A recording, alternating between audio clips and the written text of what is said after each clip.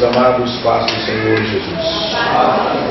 Para a sua Bíblia, no Evangelho segundo Mateus, capítulo de número 7, versículo 24, ao versículo de número 29, onde temos lido com os irmãos, em todos os cultos, de estudo da palavra do Senhor nosso Deus. Mateus, capítulo 7, versículos 24 ao 29. Procederemos com a leitura, como tem sido nosso costume, nas noites de terça-feira. Leiamos: todo aquele, pois, que escuta estas minhas palavras e as pratica, assemelhá-lo-ei ao homem prudente, que edificou a sua casa sobre a rocha.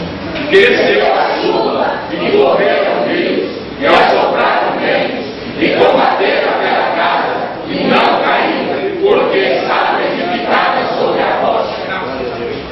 E aquele que ouve estas minhas palavras e as não cumpre, compará-lo-ei ao homem insensato, que edificou a sua casa sobre a areia. E desceu a chuva, e correram rios, e assopraram ventos, e combateram aquela casa, e caiu, e foi grande a sua queda. E aconteceu, concluindo Jesus este discurso, a multidão se admirou da sua doutrina, Porquanto nos ensinava com autoridade, e não com os escribas. Amém. Que Deus abençoe. Os irmãos podem tomar os vossos assentos, glorificando e bendizendo o nome de Cristo Jesus, nosso Senhor e Salvador. Amados, agradecemos a Deus por estarmos mais uma vez na igreja, na casa do Senhor, em um culto maravilhoso, especial, como o culto de hoje, pois sabemos que Deus já está presente em nosso meio e haverá de abençoar as nossas vidas, como é o seu costume fazer quando nós nos reunimos em torno ao seu nome. Tributamos, portanto, a Deus toda a glória, toda a honra, todo o louvor, pois o Senhor Deus é digno de toda adoração. Bendito para sempre seja o nome de Jesus. É bom estarmos aqui, rever os irmãos, saber que os irmãos compareceram novamente a este santuário para ouvirem um pouco mais da palavra do Senhor nosso Deus. E é certo que Deus tem uma palavra para cada um de nós, seus filhos, que nos encontramos reunidos para sermos edificados por sua palavra. É de nosso conhecimento que estamos falando com os irmãos sobre frutificação espiritual. Nesse momento estamos falando sobre o fruto de um exemplo, do testemunho, o que leva o nome do Senhor nosso Deus a ser glorificado e exaltado através de nossas vidas ou por nossas vidas enquanto estamos sobre a face da terra. Temos este objetivo, como os irmãos lembram, de glorificar a Cristo. Temos dito aos irmãos que após havermos aceitado a Jesus como Senhor e como Salvador de nossas vidas, portanto, meus queridos, torna-se muito importante para cada um de nós correspondermos com a vontade divina, e parte da vontade divina é que nós venhamos glorificar e bendizer o nome de Deus sobre a face da terra. E um dos meios de nós glorificarmos o nome do Senhor nosso Deus é através da nossa vida exemplar, da nossa vida com testemunho público, uma vida de acordo com a palavra de Deus, pautada pelos ensinos da palavra do Senhor. Cada um de nós devemos, portanto, ter esse entendimento, essa compreensão e desejar viver de fato uma vida que glorifique a Deus. Lembramos aos irmãos que falamos sobre os níveis de testemunho e falamos sobre o último nível de testemunho, que é o nível de testemunho mundial. Temos tomado por base a vida do profeta Daniel, falando sobre o seu viver, o seu proceder, que o levou a se distinguir, a ser diferente, uma pessoa notável entre aquelas outras pessoas. Nós estamos, portanto, analisando com os irmãos como é que podemos nos distinguir, se temos isso em mente, se temos esse projeto em nosso coração e se desejamos de fato glorificarmos ao Senhor nosso Deus. Paulo, portanto, exorta a Timóteo a viver uma vida de acordo com a palavra do Senhor nosso Deus, a fim de que ele viesse ter ou viver uma vida de fidelidade no seu ministério e uma vida de diligência também no seu ministério. o que era propósito de Deus, direcionado à vida do jovem Timóteo, como os irmãos estão recordados. Falando sobre isso, Paulo mostra, portanto, o caminho a ser seguido, a porta que Timóteo devia entrar, a posição que Timóteo devia assumir e a condição que Timóteo tinha que ter perante a igreja para que ele fosse um obreiro aprovado, um obreiro zeloso, um obreiro que não tinha do que se envergonhar e que manejava bem a palavra da verdade, ao mesmo tempo um obreiro que ninguém podia desprezar a sua chamada, rejeitar a sua chamada ou não reconhecer a sua chamada.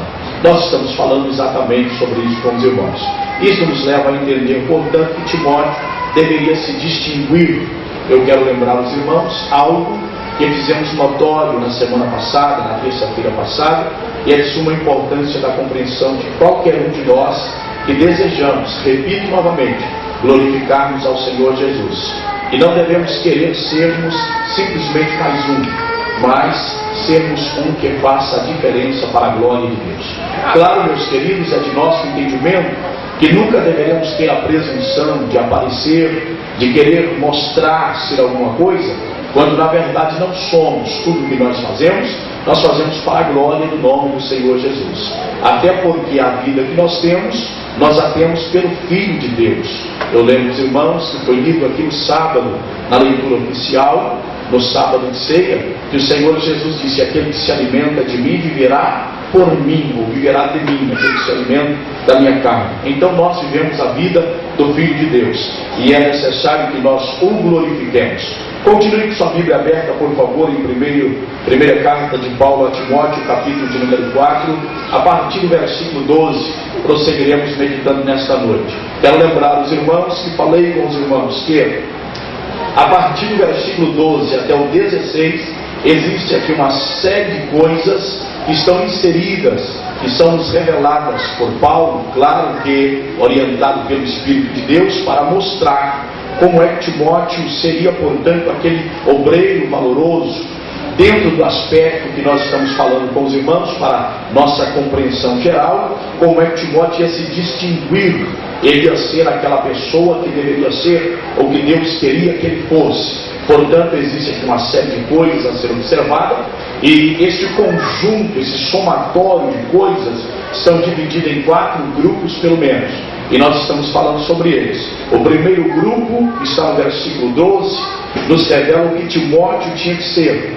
O segundo grupo, como disse aos irmãos, nos revela, o versículo 13, parte do 15, o que ele tinha que fazer. O terceiro grupo está no versículo 14 e nos revela o que ele não podia fazer. O quarto está no versículo 16 e nos revela o que ele tinha que ter. Nós vamos analisar isso com os irmãos. Porém, eu quero lembrar os irmãos que ainda comentando, falando dentro do versículo 12, a recomendação do apóstolo Paulo para Timóteo é esta, dizendo para ele, no versículo 12, ninguém despreze a tua mocidade, mas sê o exemplo dos fiéis, na palavra, no trato, na caridade, no espírito, na fé, na pureza.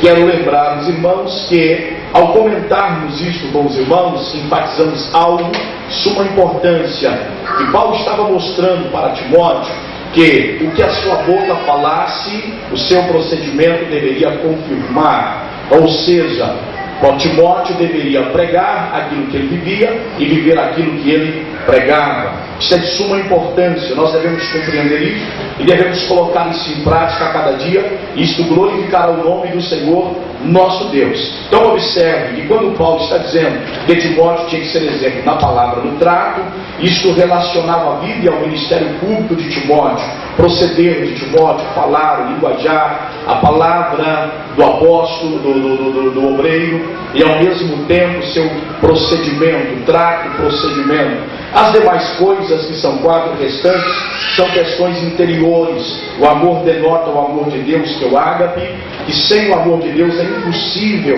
levarmos a obra de Deus avante. Se levamos a obra de Deus avante é porque o amor de Deus, ele está derramado em nossos corações. É exatamente por causa disto que nós permanecemos na nossa caminhada espiritual. Devemos compreender que Paulo depois está lhe dizendo de uma forma muito clara, quando ele está dizendo na caridade ou no amor, depois no Espírito é inclinação espiritual. Homens, mulheres, que sejam inclinados para as coisas espirituais e que aborrecem as coisas do mundo, de efêmera duração, que hoje existem, amanhã já não são, coisas passageiras, que não vão perdurar, que não continuarão, que são coisas que nos embaraçam, que podem levar vidas espirituais ao declínio, ao problema, ao fracasso, e por que não dizer, poderá levar muitas pessoas ao destino eterno da perdição.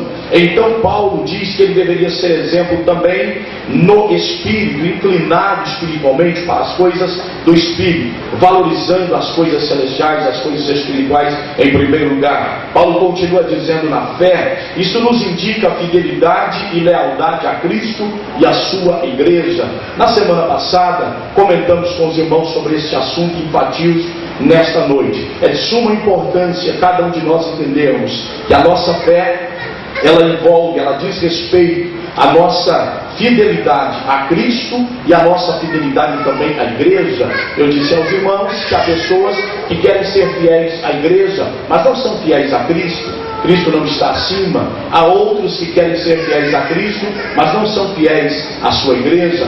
E nós precisamos, portanto, notar isto aqui. Quando Paulo está falando em relação à fé de Timóteo, Paulo estava dizendo que ele deveria ser exemplo, portanto, em relação à sua fidelidade, à sua lealdade a Cristo e também à igreja. Até porque é de nosso conhecimento que Timóteo aqui era um obreiro que estava à frente de uma igreja. Portanto, ele deveria ser fiel a Cristo e ele deveria ser fiel também à igreja. Ao passo que ele era fiel à igreja, era resultado da sua fidelidade a Cristo. Por sua fidelidade a Cristo, ele era também fiel e leal à igreja. Bendito seja para sempre o nome do Senhor nosso Deus. Falando sobre este assunto, irmãos, nós entendemos, portanto, que sermos fiéis a Cristo e à igreja é nós estarmos sempre constantes na obra do Senhor nosso Deus. Hoje, amanhã, depois de amanhã, até que Cristo volte para arrebatar a sua igreja.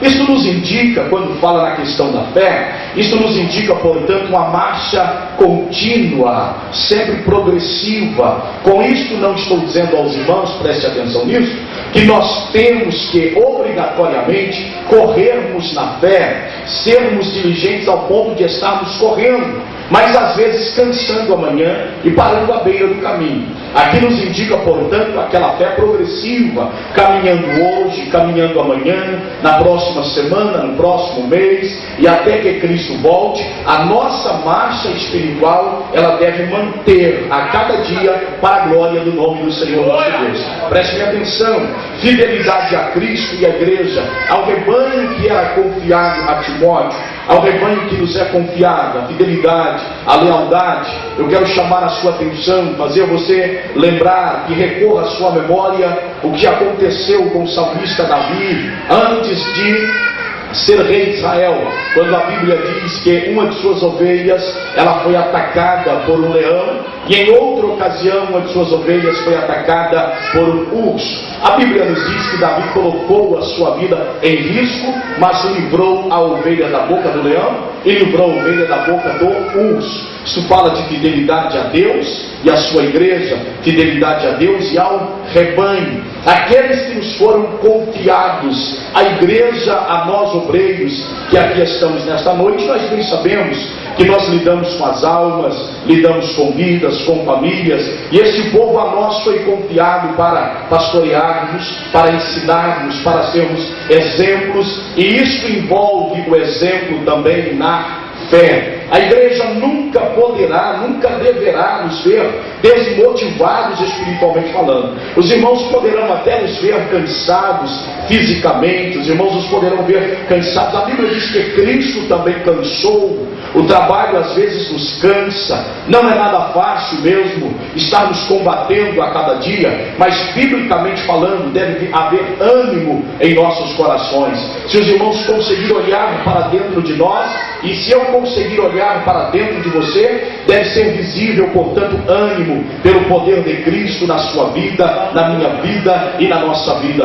Analise os irmãos, alguém que está no banco da frente desanimando e deixa de vir à igreja, alguém que está no banco de trás desanimando e deixa de vir à igreja. A igreja vai esvaziar e daqui a pouco Satanás está batendo palma e grato aí, agradecido, alegre, porque ele parou muitos crentes, desestimulou muitas pessoas. Então a fidelidade a Deus, a lealdade a Deus envolve a nossa marcha, a nossa caminhada, e ela é até que Cristo volte para arrebatar a sua igreja. Bendito seja o Senhor.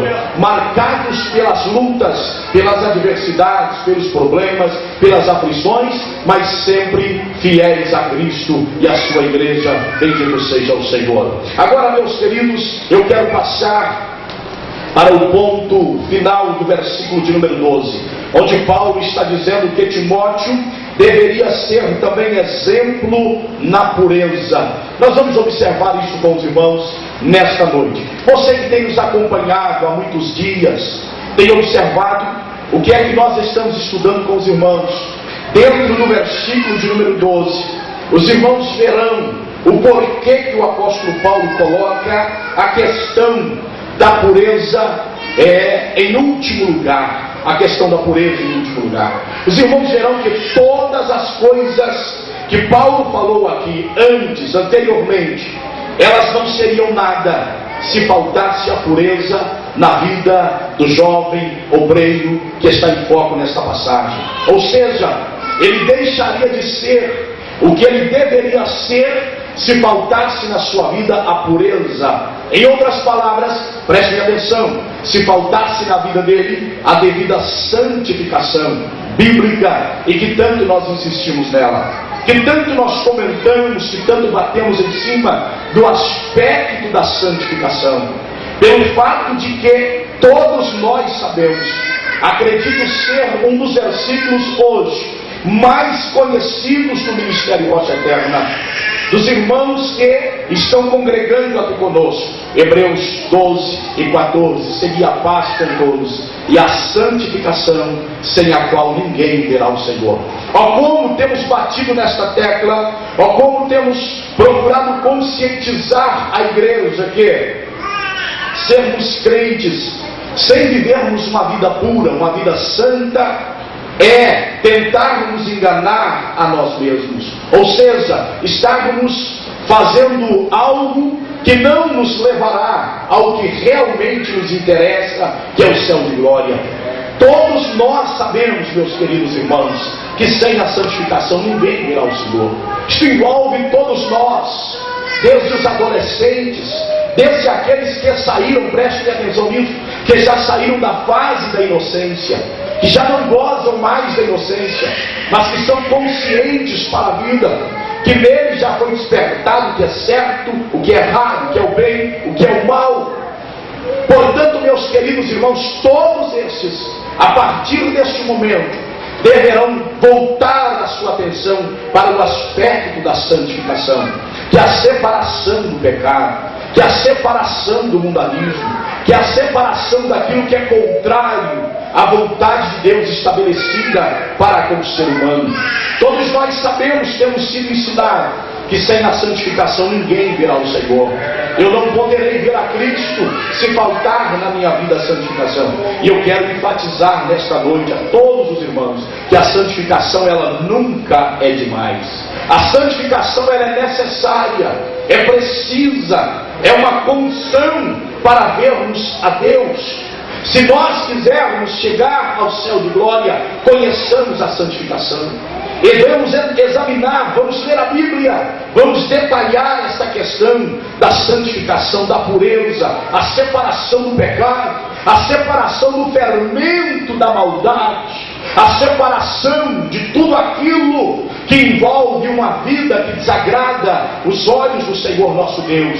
Mas nós devemos nos voltar para Deus, para vivermos uma vida em santidade, na presença do Senhor nosso Deus. Nada valerá, meus queridos irmãos, se alguém cuidar da sua palavra, se alguém tiver um procedimento, embora que aos olhos de algumas pessoas esteja tudo correto, porque prestem atenção, algumas pessoas que conseguem nos tapear, Você sabe disso?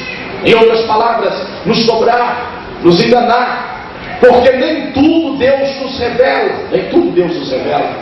Até porque nesse aspecto aqui está a minha aliança, está a sua aliança com Deus, está a questão do meu amor e da minha fidelidade a Cristo, está a questão da sua fidelidade, do seu amor a Cristo. Por exemplo, se você vivesse na igreja só debaixo de revelação, de Deus mostrando, olha, fulano está em pecado, a fulana está em pecado, automaticamente você era como que forçado a viver uma vida em santidade. Portanto, preste atenção, a palavra vai sendo falada para a sua correção, ela vai examinando o seu coração. A questão da pureza é exatamente isso aqui, quando Paulo está dizendo para ele, seja exemplo também na pureza, ou seja um homem puro de verdade, um coração puro de verdade, mas não seja aparência de piedade, aparência de pureza. Todos nós, enquanto sobre a terra e nesse tabernáculo que a Bíblia diz, o nosso corpo, tabernáculo terrestre, somos sujeitos a falhas, somos sujeitos a fraquezas, somos sujeitos aos deslizes, mas a Bíblia diz que não é para nós pecarmos. Todavia, se isto acontecer, o apóstolo João nos recomenda na sua primeira carta: filhinhos, não pequeis, mas se pecardes, ou se vierem pecar, vocês têm um advogado para junto do Pai, a saber, o Senhor Jesus Cristo. Nós temos esse advogado que advoga nossas causas. Porém, meus queridos irmãos, é necessária a nossa confissão, nosso quebrantamento, a nossa contrição, a nossa entrega, o derramar da nossa vida perante o Senhor, para não vivermos uma vida de engano, para não vivermos uma vida como que querendo tapear alguém, ou até provar a visão da nossa liderança, se de fato são homens de Deus, ou se não são homens de Deus. Prestem atenção. Então vamos discutir essa questão. Você sabe muito bem que algumas pessoas, que eles conseguem ficar um certo tempo, não por toda a vida, mas um certo tempo, eles conseguem enganar o pastor, conseguem enganar o seu líder, conseguem enganar filhos, conseguem enganar pais, esposo consegue enganar esposa, esposa consegue enganar esposo, e assim por diante. Crentes conseguem enganar o seu pastor, e automaticamente, ao olhar para os olhos, para a fisionomia de quem está à nossa frente, tudo parece estar bem, parece que não há nada de errado, está tudo comum, está tudo normal dentro dos padrões. Por isso, meus irmãos, Paulo deixa a questão da pureza para o final, porque embora muitas pessoas, aparentemente para nós, na palavra tudo esteja bem, no trato, proceder, aparentemente para nós está bem, também na caridade aparentemente ama. Você sabe, principalmente na questão da caridade, do amor, há quantas pessoas que parecem ser pessoas amorosas, mas na verdade não são. Parecem ser pessoas que amam, mas na verdade não são. São cheias de ódio, de rancor, estão com o coração cheio de amargura. Mas aos nossos olhos não é isso. Quando nós olhamos para aquela pessoa que está à nossa frente, parece amável, uma pessoa cheia de afeição, cheia de simpatia, mas lá dentro amargura, lá dentro revolta, lá dentro ira. Então, às vezes, por determinado momento, passa aos nossos olhos de uma forma desapercebida. E eu quero lembrar a igreja que por mais que nós temos visão de Deus, nem tudo Deus mostra, porque senão você ia tocado como um carrinho de mão. Imagine, por exemplo, cada culto que nós tivermos aqui, ao assumir a tribuna, Deus revelar na sua vida e mostrar: olha, o fulano errou nisso hoje, eu chamava você e falava, você está errado nisso. Automaticamente muitas pessoas não pecariam por medo, quando nós devemos não pecar por amor e temor a Deus. Você está entendendo isso aqui? Vai para cá, preste atenção. Isto aqui é um ponto fundamental. Não devemos pecar por amor e por temor a Deus. Temor não é o mesmo medo nunca. Temor é reverência, respeito, reconhecimento de quem é Deus. Medo é uma coisa. Há quantos não pecam para não ir para o inferno? Há quantos Muitos não pecam porque têm medo da condenação, mas não pecam porque amam o céu. Pecam porque têm medo não pecam porque têm medo do inferno, mas não pecam porque amam o céu. Então nós devemos parar alguns momentos e analisar a nossa vida. Volto a dizer à igreja de Cristo que me ouve nesta noite, examinarmos a nossa vida à luz da bendita e preciosa palavra do Senhor nosso Deus. Por isso Paulo, portanto, destaca algumas pessoas em relação ao amor, à caridade, passam desapercebidas aos nossos olhos. Parece ser um poço de amor, mas é um poço de revolta, de ódio, de descontentamento, de amargura, de rancor. E se Cristo não fizer a obra naquela vida, continua o resto da vida. E eu estou enfatizando que nem tudo Deus revela. Eu lembro aos irmãos do profeta Eliseu. A Bíblia diz que quando o filho da Sunamita morreu, e vem ter com o profeta, já lhes falei isso quantas vezes, e ela vem ter com o profeta, e o profeta manda o seu moço encontrar com ela e lhe fazer uma pergunta, porque não era costume ela vir até o profeta. Vai lá e pergunte a ela se vai tudo bem. E a Bíblia diz que aquele moço do profeta chegou ao encontro da mulher de Sunem e lhe fez a seguinte interrogação: vai tudo bem contigo? Ela disse: vai tudo bem comigo. Vai tudo bem com o teu marido? Vai tudo bem com o meu marido. Vai tudo bem com o teu filho? E o filho estava morto em casa. Ela disse: vai tudo bem com o meu filho. Pela fé, ela cria que estava tudo bem. Graças a Deus. Aleluia. Quando ela chegou para o homem de Deus, ela se jogou aos pés do profeta Eliseu, derramando a sua alma. E diz-nos a Bíblia, a palavra do Senhor, naquela hora, que o moço do profeta a quis retirar. Quando ela se dirige ao profeta dizendo: eu não te pedi que não me enganasse. Por quê? Parece que ela já não sonhava mais com o filho. O filho foi resposta de uma petição do profeta a Deus. Eu não te pedi que não me enganasse. O moço do profeta tentou arrancá-la, e o profeta disse: não a deixe aí, a sua alma está aflita e o Senhor me encobriu isso. Ele disse: Deus não me revelou isso. Deus não me contou o que aconteceu. Então prestem atenção. Nem tudo Deus revela para ver a sua fidelidade, para ver o seu amor, para ver o seu temor. Nossos pecados, eles devem ser confessados, não porque alguém que está na igreja tem o dom da revelação. Eles devem ser confessados por temor a Deus e por amor a Deus, por reconhecermos que nós somos frágeis, que falhamos, mas existe um Deus poderoso e soberano, que é capaz de estender as mãos quando nós nos quebrantamos e derramamos a nossa alma perante o seu altar. Glória a Deus. Então preste-me atenção nisso aqui. Preste-me atenção. Paulo, portanto, deixa a questão da pureza para o final.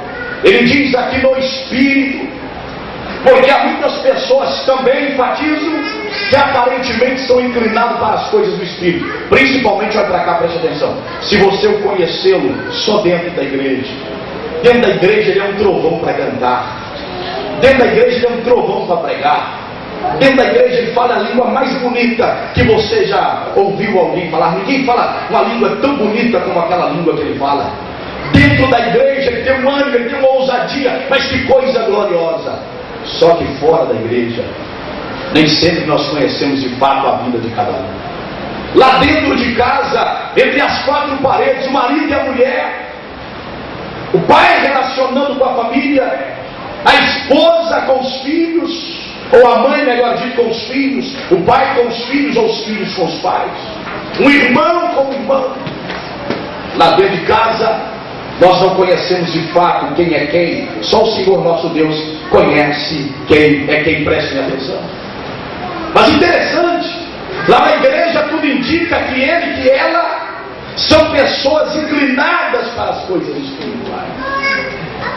Parecem ser, mas em casa não é. Em casa a Bíblia, ela fica esquecida. Em casa, a palavra de Deus não é manuseada. A palavra de Deus fica lá na estante, quieta, não põe a mão. Lá não jejum, não há um momento de oração, a família não reúne. para dirigir a Deus uma palavra de oração. Mas na igreja é uma maravilha, é explosão. Que coisa extraordinária a vida daquele homem, a vida daquela mulher. Preste atenção. Dentro da igreja, dentro de casa, outra coisa. Lá no trabalho, outra coisa. Longe dos olhos de todo mundo, outra coisa. Tem pessoas, por exemplo, vocês sabem disso, que dentro da igreja é a pessoa mais mansa que você já viu, mas lá fora é a mais brava que pode se ver. Então passa desapercebida aos nossos olhos. Podem passar. Olhem para cá, dê-me a sua atenção. Você é o alvo dessa palavra, preste atenção. Paulo então deixa a questão da pureza para o final. Quando ele chega na questão da fé, ó, quantos aparentemente também eles parecem ser fiéis, leais a Cristo e também à igreja. No que relaciona a oportunidade de nós termos analisado a vida de fulano, de Beltrano, dentro deste ou daquele momento, tudo mostrou-se correto, tudo mostrou-se certo. Não está nada de errado. Parece que ele é fiel a Cristo e à igreja. Mas eu volto a dizer aos irmãos, nós não convivemos com todas as pessoas para conhecermos de fato quem é e quem não é. Paulo, portanto, deixa a questão da pureza para o final. E quando Paulo, portanto, está dizendo a Timóteo, como que o fechamento, a somatória, dizendo aqui, olha, eu gostaria que você entendesse isso, porque uma coisa vai desencadeando a outra, uma coisa vai gerando a outra. É como se Paulo falasse para ele, se de fato, Timóteo, você for exemplo dos fiéis da palavra, no trato, na caridade, no espírito e na fé, você então vai ser um homem puro. Preste atenção, se de fato formos fiéis na palavra, no nosso procedimento, no amor, caridade, no espírito, na fé, haverá pureza em nossos corações. O resultado, o somatório, o fechamento será pureza na vida desse homem, será pureza na vida desse jovem, será pureza na vida desse adolescente, será pureza nessa casa, na vida dessa irmã, será pureza na vida desse obreiro, para a glória do nome do Senhor Jesus. Imagine os irmãos, alguém pastoreando a igreja, e esse alguém não se preocupar com a questão da santificação. Se a Bíblia nos diz de uma forma clara que sem a santificação ninguém verá o Senhor, eu pergunto aos irmãos, para onde nós estaremos levando esta igreja? Eu pergunto aos irmãos, para que ponto nós estaremos conduzindo este rebanho, se não interessarmos pela santificação daqueles que nós lideramos? Ó, quantas pessoas desavisados, porque os irmãos bem sabem que existem crentes e mais crentes que não leem a palavra de Deus. Existem crentes e mais crentes que também não têm a oportunidade de aprender, irmãos, de aprender como deveria aprender. Por esta razão, eles não têm uma fé sadia, eles não têm uma fé estabilizada, facilmente são enganados, e eles passam, portanto, a gostar, a amar aquilo que na verdade, meus queridos, não é o que nós precisamos. Não é o que nós precisamos. Prestem atenção. Eu poderia ter tudo para oferecer aos irmãos, na condição de vosso pastor, como por exemplo, vocês chegassem aqui e dissessem para mim, pastor, estou passando por isto, olha a Deus, ou não sei, o que a igreja pode fazer aqui? Olha, eu tenho que sair do aluguel, preciso de uma casa própria, e a igreja ter a condição de falar, amanhã nós te ofertamos um. Outros chegarem e dizer, pastor, eu preciso de um carro, e a igreja dizer, depois de amanhã você o tem em sua mão. Mas no final da sua vida, a igreja não ter conduzido você para o céu, o que lhe adiantaria? Ter te dado uma casa terrena e não ter preparado a sua celestial, o que adiantaria? Ter preocupado mais com o que é passageiro do que o que é permanente, o que adiantaria? E nós vemos hoje a preocupação de muitos somente com o aspecto material, físico, somente com o que é natural, pertinente a esta vida, e não no que relaciona a nossa eternidade. Quando nós deixarmos esse corpo, quando nós sairmos desta terra, quer seja, meus irmãos, pela morte, ou quer seja se Cristo voltar para arrebatar a sua igreja. Então prestem atenção. Imagine os irmãos, um líder liderando uma série de pessoas à frente de uma igreja, mas não os orientando a viver uma vida santa. Mesmo que, pelo padrão bíblico, a santidade seja oposta a este mundo que nós estamos vivendo, ao ponto de você ser desprezado, ao ponto de algumas pessoas rejeitar você em determinados lugares para trabalhar, porque você opta pela Bíblia por uma vida santa. É melhor você se negar a muitas coisas relacionadas a esta vida agora, do que chegar naquele dia e o Senhor Jesus olhar para você e dizer: apartai de mim, porque eu não te conheço. Havendo tomado o nome do Senhor muitas vezes, falado no nome do Senhor, talvez até conduzido algumas pessoas a Cristo, e esses de fato viveram uma vida de acordo com a palavra, e por sinal foram arrebatados, foram estar com o Senhor. Mas esses, os quais estou referindo, pereceram, conheceram que a vida de tormento, de desprezo, por não terem se voltado para a questão da santificação. Paulo, portanto, chega ao final do versículo 12. Esse é o primeiro grupo de coisas que Timóteo tinha que ser. Ele tinha que ser exemplo também na pureza. Um líder que diz para a igreja: santifique, mas ele mesmo não santifica. Ele não é exemplo na pureza. Ele não terá êxito na sua vida ministerial. Agora prestem atenção. Prestem atenção. Eu preocupo com algumas coisas, embora sei, porque, irmãos, eu gostaria que você entendesse isso. Embora sendo pastor, eu também sou ovelha. Sou pastor, mas tem estrutura humana também.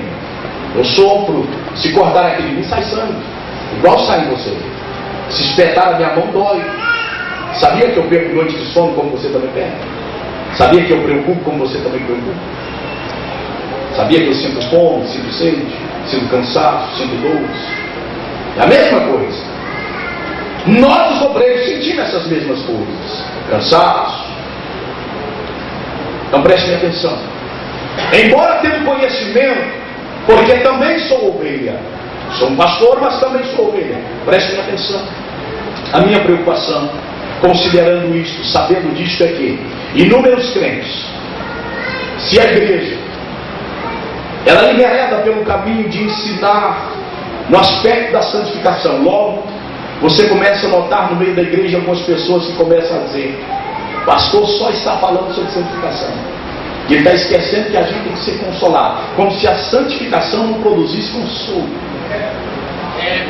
Porque o resultado de uma vida santa é ir para o céu. E a Bíblia diz, preste atenção: consolai-vos uns aos outros com estas graças. Não é o que Paulo diz? Em Tessalonicenses 4:18: consolai-vos uns aos outros com essas palavras. Que palavras? Arrebatamento da igreja. Quem vai ser arrebatado? Quem viver uma vida santa. Aleluia. Você sabe muito bem então o que eu quero dizer. Agora dê-me a sua atenção. Glória a Deus. Você encontra, portanto, essas pessoas no meio da igreja dizendo: o pastor se preocupa com isso, com aquilo, com aquilo outro. Mas se eu começasse a pregar aqui, olha, toda terça-feira um estudo sobre prosperidade, embora não fundamentado na Bíblia, pegando versículo, isolando e defendendo as minhas ideias. Na terça você vem, eu prego isso. Na quarta você vem, eu prego aquilo. Trocasse o culto de terça com o culto da bênção familiar, culto de quinta-feira, culto a noite da vitória, sábado a noite da libertação, domingo vamos tirar a escola dominical. E domingo à noite os irmãos apareciam para o grande culto dos amigos, ou por que não dizer dos empresários, para colocar na cabeça de muitas pessoas que serão empresários. A igreja fica alegre, irmãos. Se você achar um ou dois que vai dizer assim, o pastor esqueceu o aspecto da santificação, você está encontrando muita gente. É verdade. Está encontrando muita gente. Paulo, portanto, mostra todas essas coisas para Timóteo e diz para ele que o final dessas coisas vai bater na tecla da santificação, da pureza. Vale a pena nós ouvirmos uma mensagem que nos ajude a vivermos uma vida santa, Glória a Deus. que nos estimule a viver uma vida santa, porque o mundo hoje tem de tudo para você viver uma vida totalmente contrária à santidade. Oh maravilha, você chegar à igreja e perceber que Deus iluminou a vida daquele que está ministrando a palavra e incentivou você, inclusive combateu tudo aquilo que veio contra a sua mente, contra o seu coração, aquele bombardeio terrível, maligno, satânico. Porque é tão fácil de você perceber isso. Hoje, na nossa atualidade, você se dirige a uma banca de jornal e logo a nudez está exposta. Você entra dentro de um posto para pagar uma bomba de gasolina, como dizem aqui, um ponto de apoio pelas vias. Você entra dentro daquele ponto de apoio, tendo abastecido o seu carro, você vai lá unicamente para pagar o que você acabou de comprar. Quando você entra, a primeira coisa que você vê é a nudez exposta.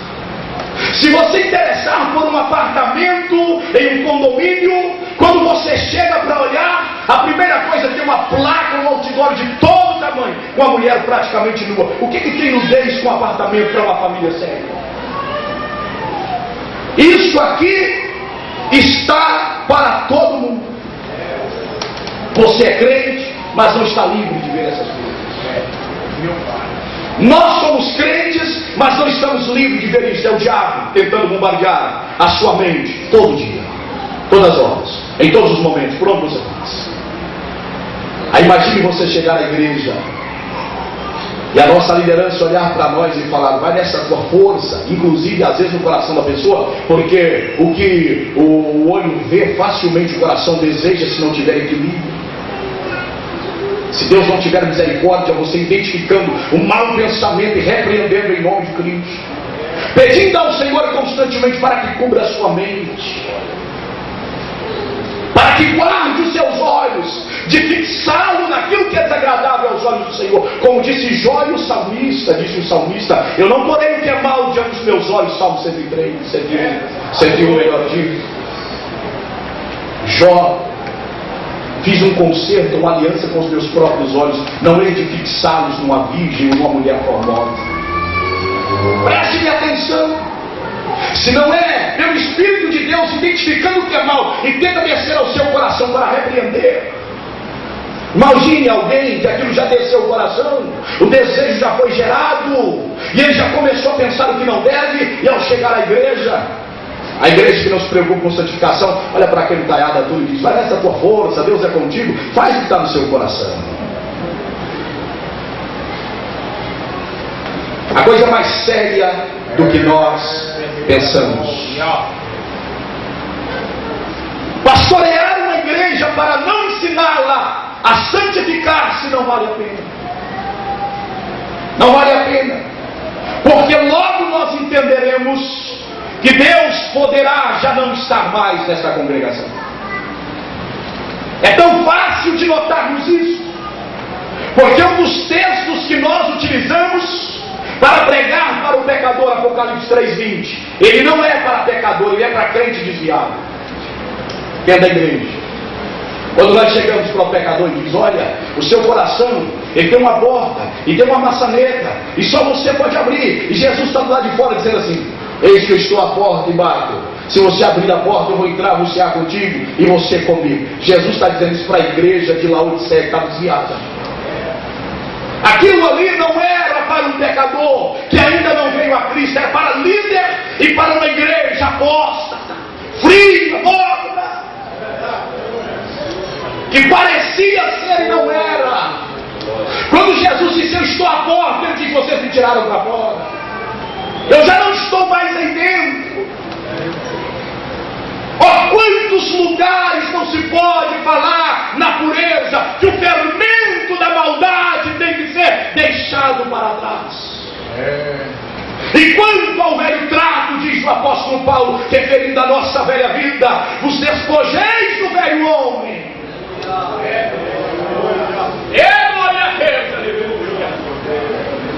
Então Paulo está olhando para Timóteo com bastante clareza, dizendo no final do versículo de número 12: quem você tem que ser? Você tem que ser exemplo na pureza, exemplo na santidade. Viva uma vida santa. Aleluia, Senhor. Viva uma vida pura. Porque não é fácil, irmãos, e nós sabemos que se constitui um grande desafio para uma igreja que quer ser santa em pleno século XXI. Aleluia. Os padrões hoje é uma coisa esquisita. Ou parece que já não há mais padrão. Está tudo padronizado.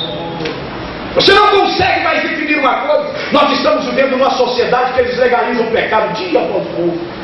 E com isso, eu não sei se você entende, mas se você lê a Bíblia, você está entendendo. Com isso eles estão fazendo assim com a igreja, para o canto da parede. Porque a igreja, irmãos, ela tem que ser fiel a Cristo. E como é que nós vamos fazer com o pecado legalizado? Portugal caminha, pelo menos na cabeça dos líderes, para a aprovação do casamento de homossexuais. Você sabe disso? É o plano, é o carro-chefe para o seu próximo mandato. Nosso atual primeiro-ministro, por quem nós oramos. Eu não sei se você ora, mas eu quero desafiar a você orar por ele todo dia. Porque é nosso dever orar por quem preside a nação onde nós estamos incluídos. Mas é plano, é projeto aprovar esse tipo de coisa que você sabe que contraria frontalmente, bate de frente com o plano de Deus. É o mundo que nós estamos vivendo. É o século XXI, onde já não há mais padrão, tudo é esquisito. Pastor Luiz Antônio pregou há muitos anos atrás uma mensagem onde ele dizia: tudo que é esquisito agora tem lugar, e tudo que é padronizado já não tem mais lugar. Mas o que é esquisito já tem lugar, já é amado, já é respeitado, é defendido, e alguém briga e morre por causa disso. Enquanto alguém briga, morre por aquilo que é contra as coisas de Deus, a igreja divide, porque alguns líderes querem ensinar a igreja a ser santa, e existem algumas pessoas que estão revoltadas porque alguém está ensinando a viver uma vida santa. Olha aqui, jovens e adolescentes que estão aqui. Se hoje para nós é um desafio, eu peço a Deus que os guarde no dia de amanhã. Porque quantos de vocês têm menos que a metade da minha idade? Se Jesus não voltar para arrebatar a igreja, vocês vão ver coisas que eu não vou ver, que nós aqui não vamos ver. O que será da igreja se nós falharmos agora em ensinar aos nossos filhos, aos que nós estamos liderando, que eles devem ser exemplo na pureza, que eles devem ser exemplo na santidade? Será da igreja no dia de amanhã? O pastor que eu congreguei com ele disse isso para mim, e aquilo no momento parece que não me causou tanto impacto, e hoje eu fico observando e vendo o que ele disse para mim.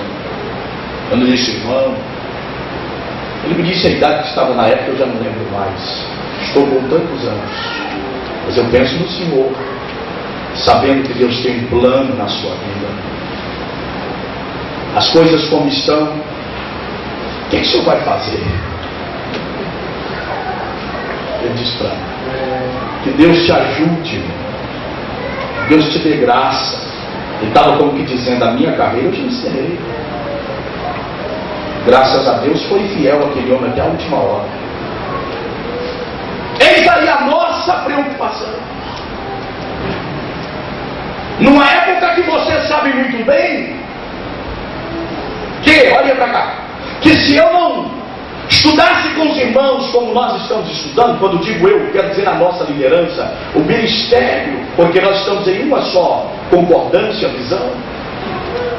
Se nós não tivéssemos o propósito de estudarmos com os irmãos a Bíblia como estudamos, irmãos, não tenha dúvida, nós já teríamos alugado um espaço muito maior para colocar pessoas, porque não caberia nossa galeria, nem se arrebentássemos para trás. Agora você sabe o que é o crescimento numa lata de arroz, de colocar um grão de arroz, um bago de arroz todo dia? Você vê muita diferença? Pegue uma lata lá vazia e coloque um grãozinho hoje, amanhã você vai lá e deixa cair outro, depois de amanhã outro.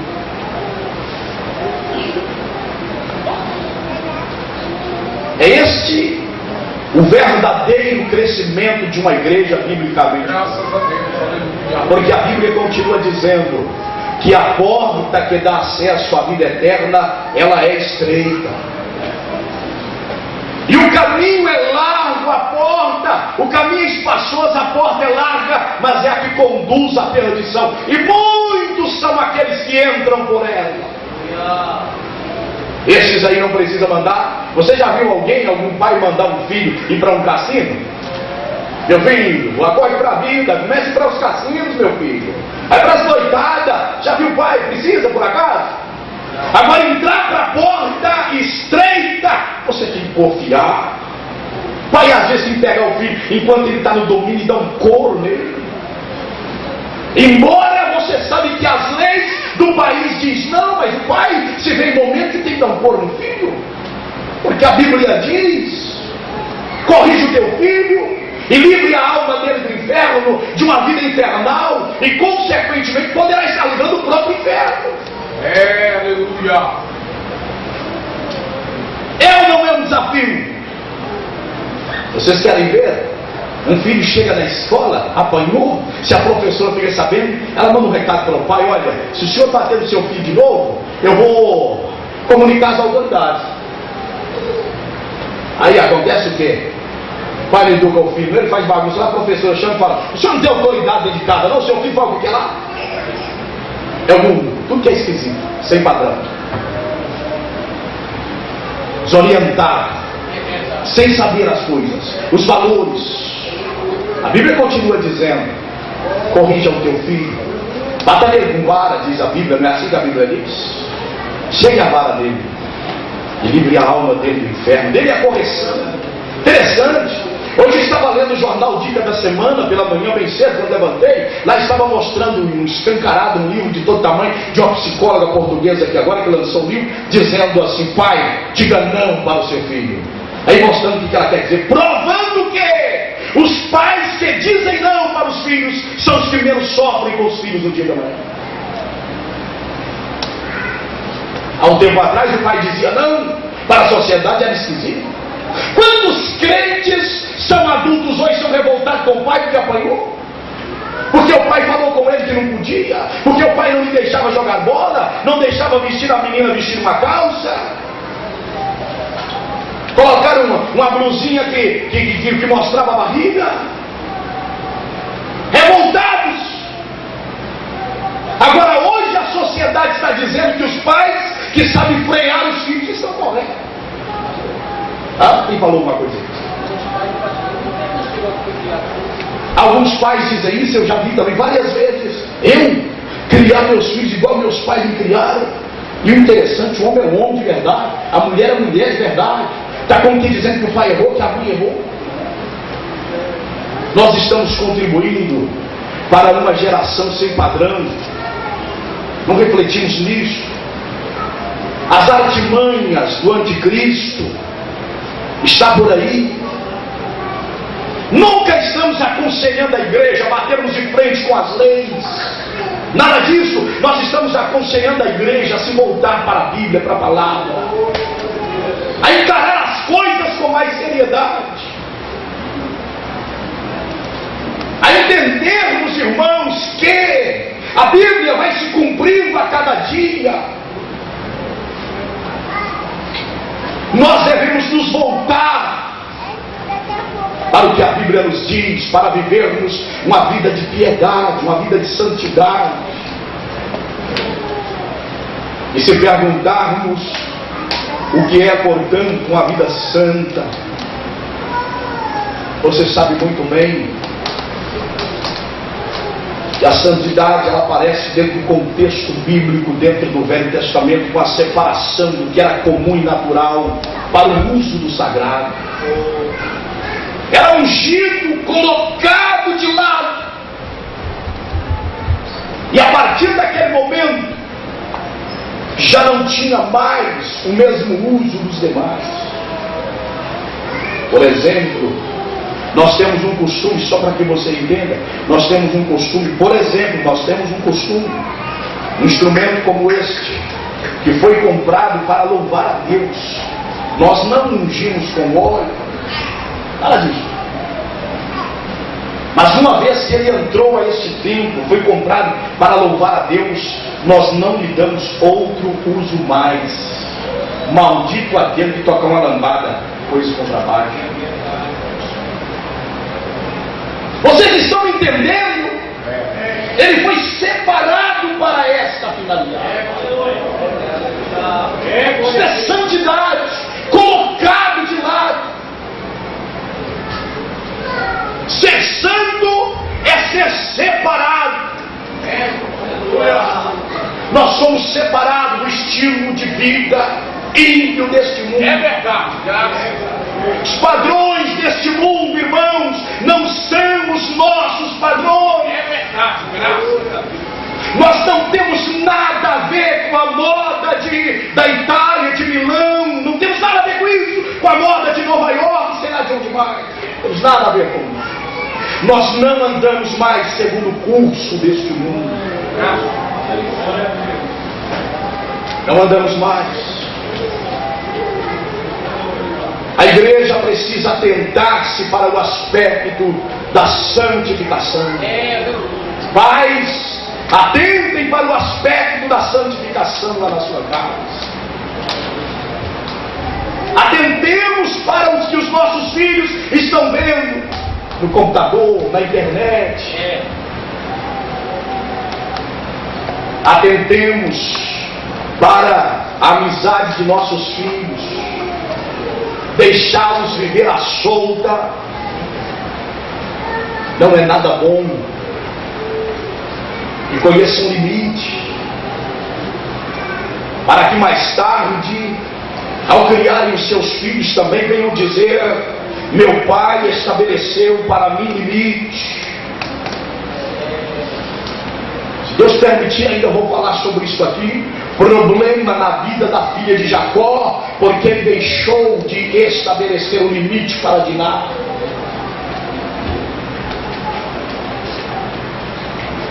Dê-me a sua atenção, por favor, fechando o versículo de número 12, que é o primeiro grupo de coisas de que dependia o êxito de Timóteo, para ele ser, portanto, um obreiro que se distinguisse.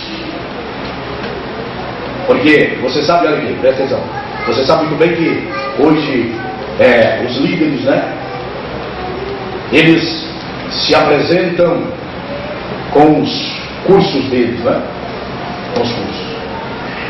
Os cursos deles. 2 anos de crente. Curso disso, curso daquilo, curso daquilo outro, curso daquilo outro, curso daquilo outro. Todo mundo fica de boca aberta e dizendo: um desses que devia me pastorear. Esse aí que devia ser meu pastor. Agora, se você perguntar para ele, o que significa a palavra Bíblia, ele não sabe.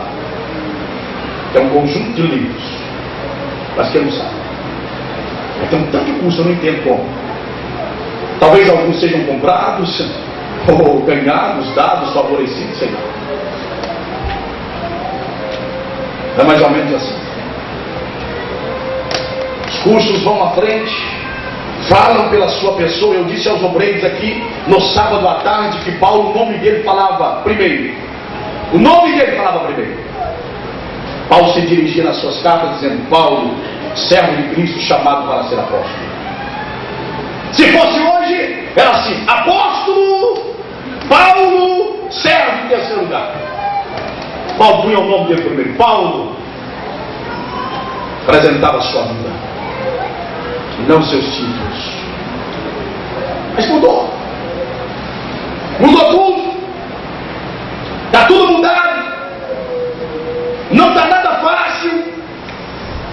Paulo, portanto, mostra para Timóteo, para você não ser mais um, mas ser um que distingua-se.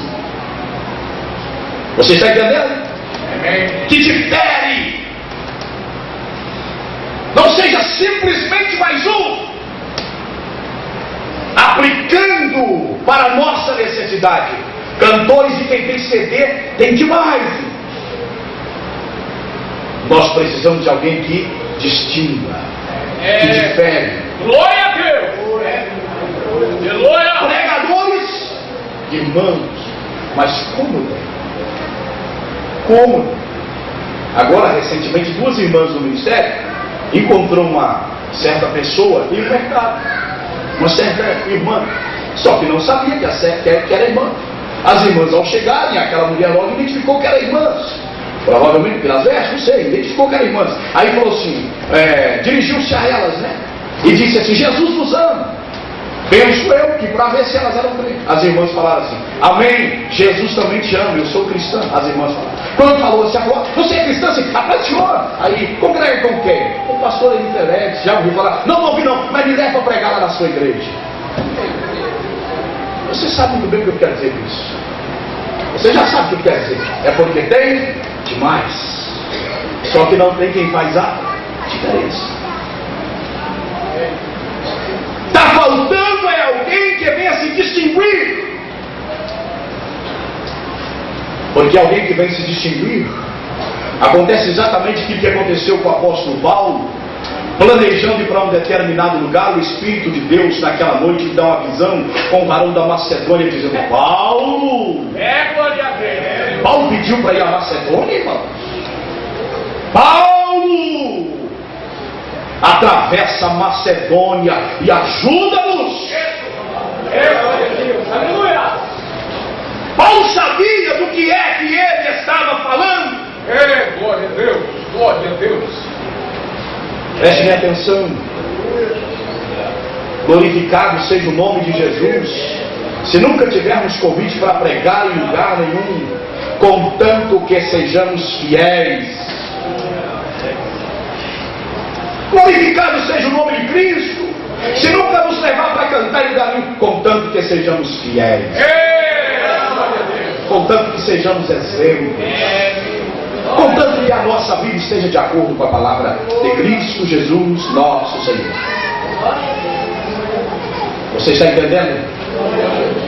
Eu quero louvar a Deus por aqueles que estão dispostos, irmãos José Luiz, a viver uma vida assim. Estão desejosos por viverem uma vida assim. No final, Paulo está dizendo para ele que dependerá da pureza, da santidade, da santificação, da sua separação como líder do pecado,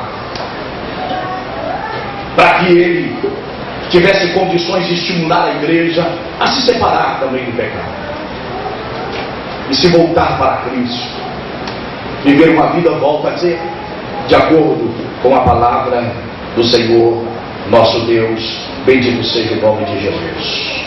Portanto, irmãos, a santidade aqui, ou a pureza aqui, indica-nos separação do pecado, separação do mundanismo, separação de tudo que é abominável, que é contrário aos olhos do Senhor nosso Deus.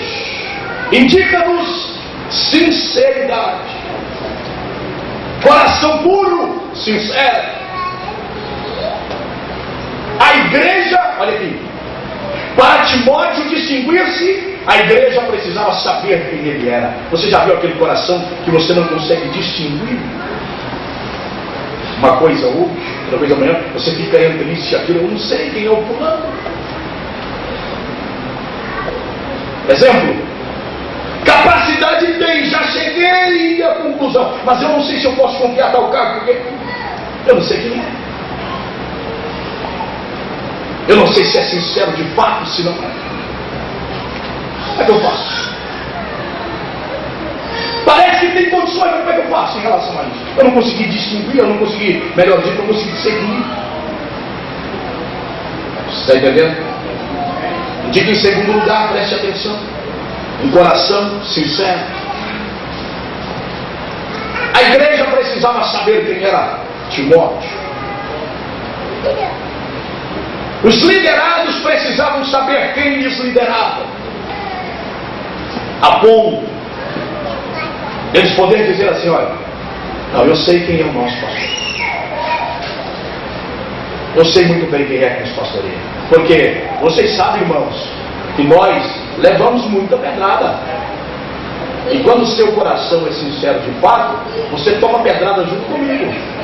Sabia disso? E você não faz assim: problema é do pastor. Rapaz, que alguns falam assim: problema é do Felete. O problema é dele, ele que é o pastor da igreja, deixa eu tomar pedrada para lá. Eu vou ver isso? Eu não. Melhor ficar bem fulano, melhor ficar bem Beltrano, ciclano. Eu vi. Deixa eu. Oi, que falam mal do seu pastor e você, cara. Aí acontece aquele negócio, Paulo estava dizendo para Timóteo: você precisa ter um coração sincero, que eles discernam, que eles saibam quem é você. Para que alguém te atacando, isso não venha demovê-los daquela posição. Olha aqui, quantas pessoas que já tiveram a sua fé provada por outras pessoas, né? Alguém que chegou para você e falou assim: olha, isso não é bem assim, isso é coisa da ideia da cabeça do seu pastor. Quem falou para você que isso é assim? Isso é o que mais acontece, é verdade ou não é? Não, isso não é bem assim não. Quem falou isso? Ele é. Que universidade que ele formou? Logo pergunta. Carrega um anel, não tem? Bem grandão. Não é doutor, não.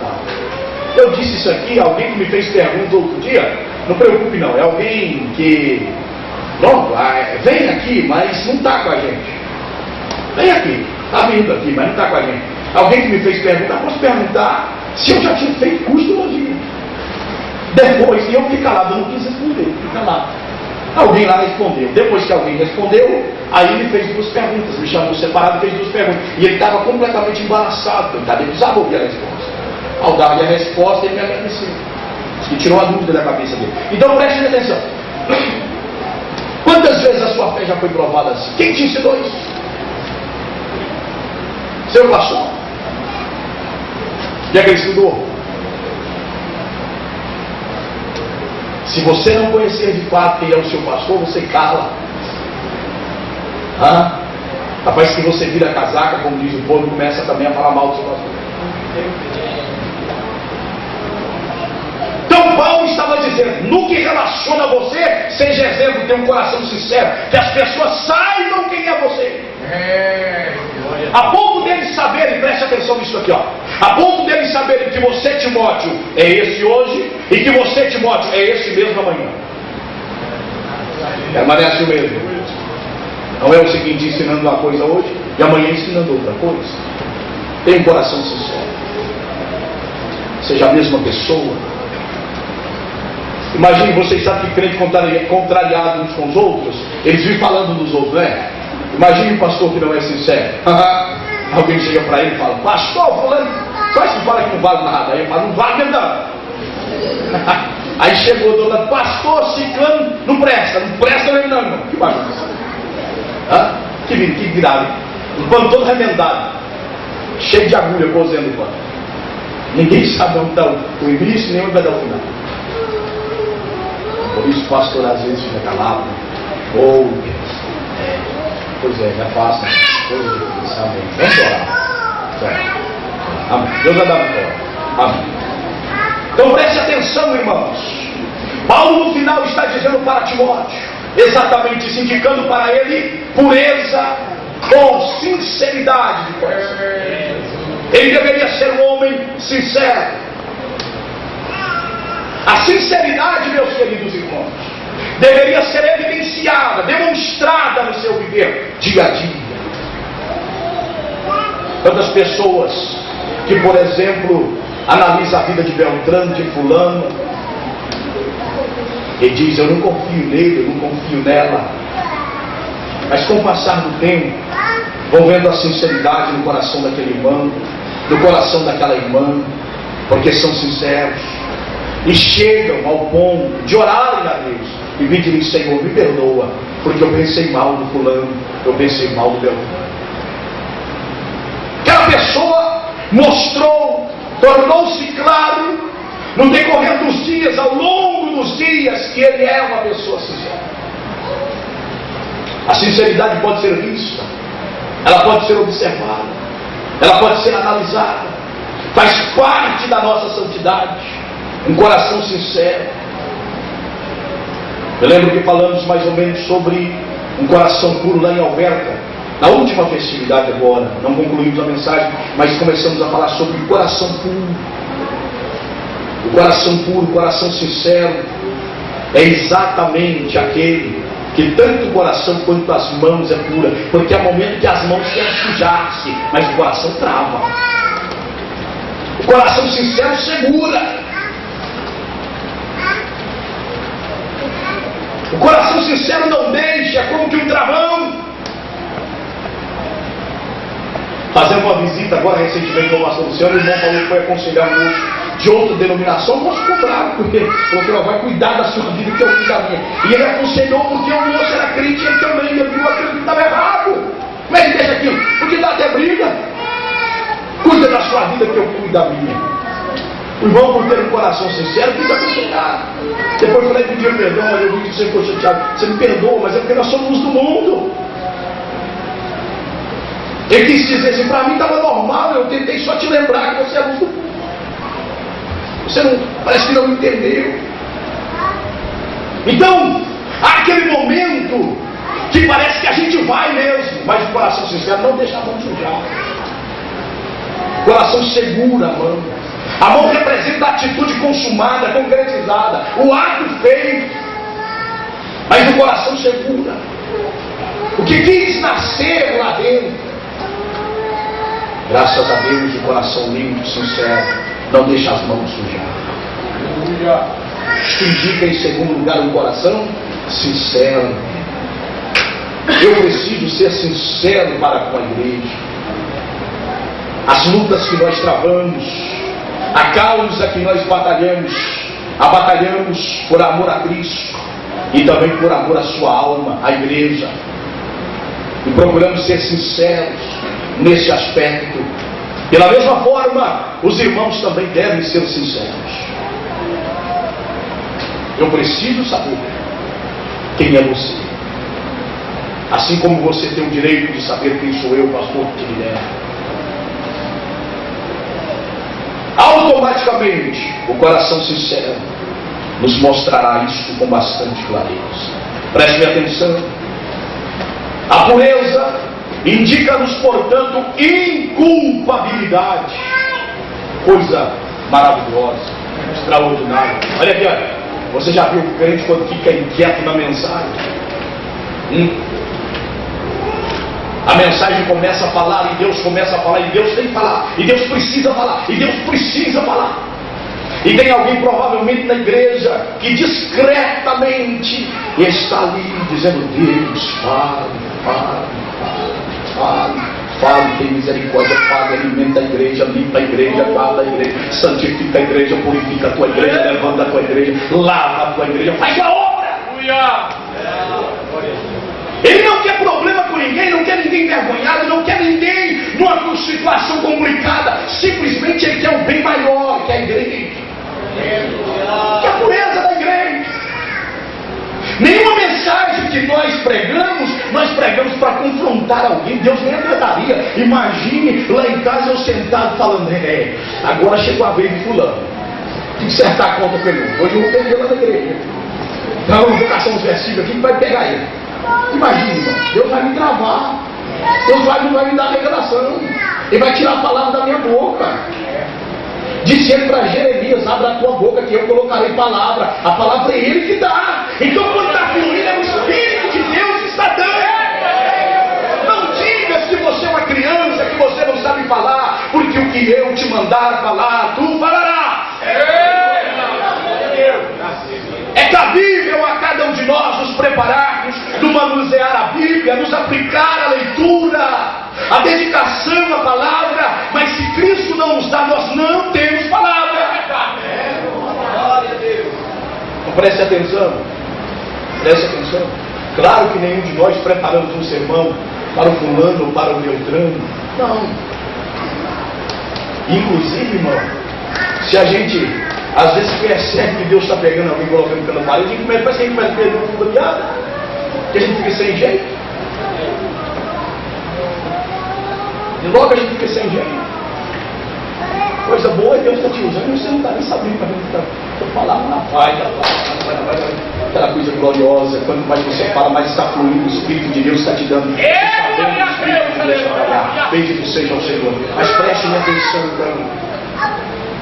Indica a santidade, a pureza, indica a inculpabilidade. Como assim, pastor? A capacidade de você estar sentado, já viu?